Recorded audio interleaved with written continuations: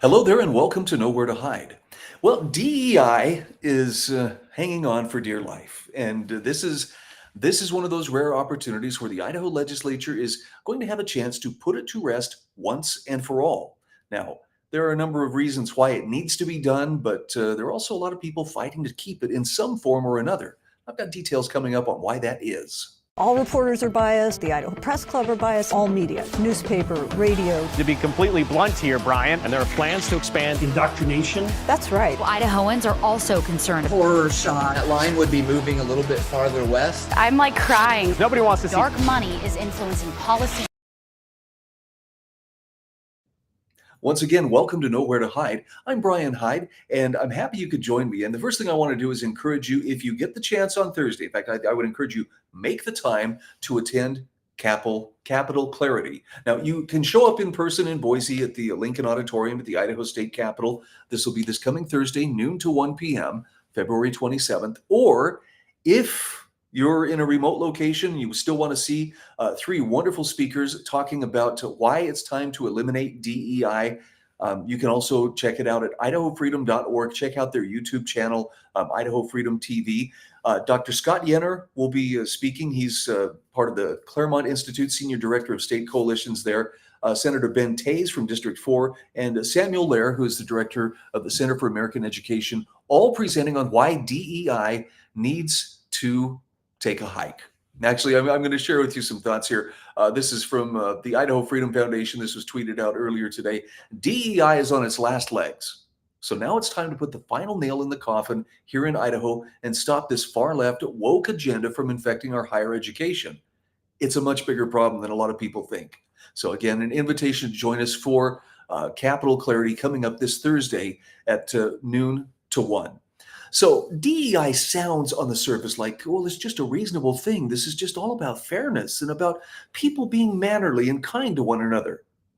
Until you look at it a little more closely and realize it's just discrimination. It is good old-fashioned prejudice wrapped up in a politically correct package and wielded by the right people against the oppressor class. Now, there's some classic Marxist dynamics at work here, where you have the oppressed and you have the oppressors. And I guess one of the things about DEI is that if you want to be a part of a society where every single human interaction is first evaluated in terms of, well, who holds the political power here? In other words, who is more of the victim? That's the kind of society that DEI sets about creating. And it's found its way into a number of different institutions of higher learning. It's actually been very prevalent at many of our nation's colleges and universities for years. But states are starting to wise up and realize, hey, wait, we're paying somebody $300,000+ a year to go around and find reasons to lecture people about why you should feel bad about your skin color.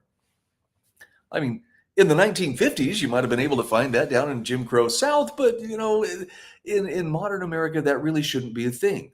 But for some reason, when we put that reverse discrimination to work, it becomes acceptable. So let's talk a little bit about a bill that will be addressing this in the Idaho legislature and why it needs to put this to rest once and for all. This is an analysis for the Idaho Freedom Index written up by Samuel T. Lair, describing Senate Bill 1048, Higher Education and Freedom of Inquiry. Now look at the score on this bill, +6. That's a bill that is meeting the proper criteria, and we'll show you what those criteria are. But this bill eliminates and prohibits all DEI-related offices, initiatives, programs, and employees within public institutions of higher education. And it also prohibits bias reporting systems, mandatory DEI-related coursework, right, sensitivity training, and discriminatory practices in admissions and employment decisions.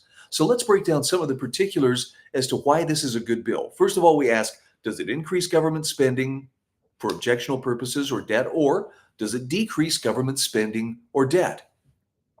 Senate Bill 1048 eliminates all DEI-related programs, initiatives, offices, and employees, so it ends Idaho's system of higher education's objectionable practice of using taxpayer dollars to promote divisive ideology. Now, the fiscal note estimates it'll save $3.8 million if all 51 associated DEI personnel in Idaho's colleges and universities are terminated. Now, I understand for some people, it's, oh, those are people you're talking about. And I'm sure they're great people. And what I'm saying there is, I'm sure that they can find productive work in something other than teaching people to be divided. Having said that, let's take a look at another aspect of this.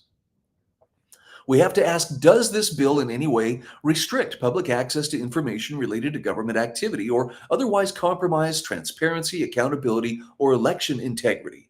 Or does it increase public access to information related to government activity and increase transparency, accountability, or election integrity?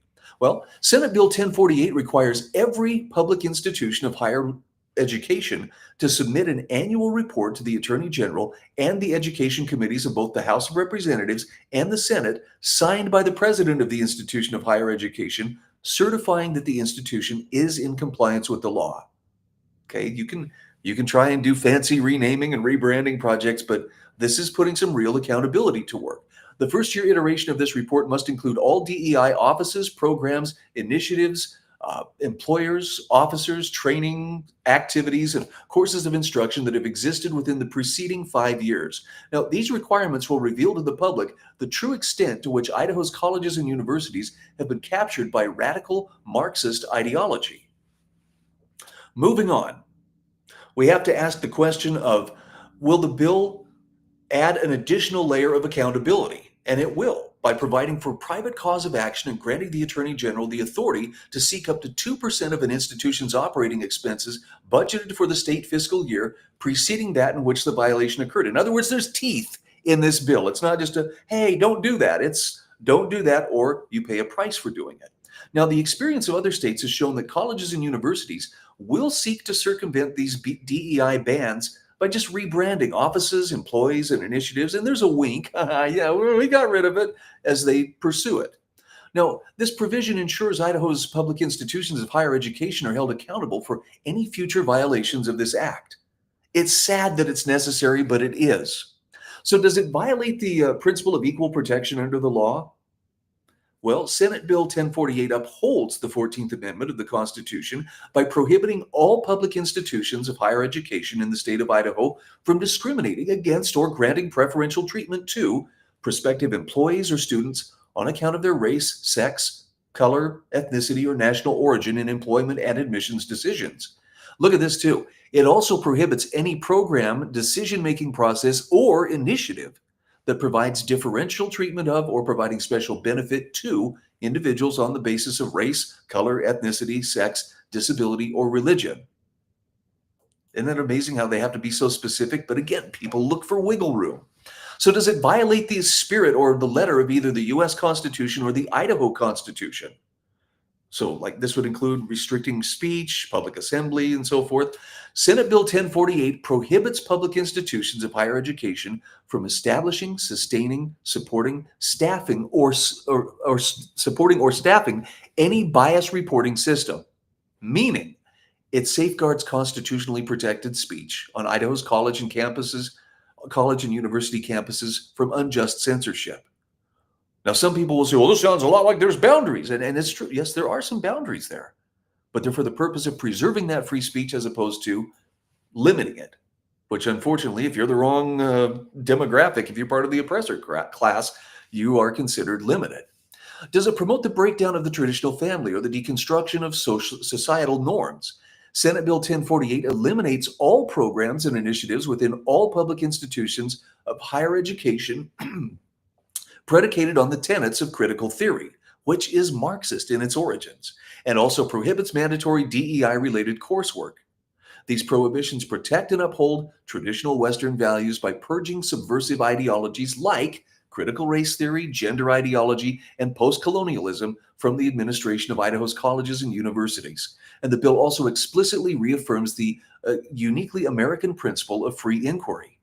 I mean, this is, it's strongly worded, but it needs to be, and it's as airtight as it needs to be, because for some reason, I know you're going to find this shocking, there are people out there on the political left who really, really want to remake American society. In fact, this is, I thought, one of the better explanations for DEI.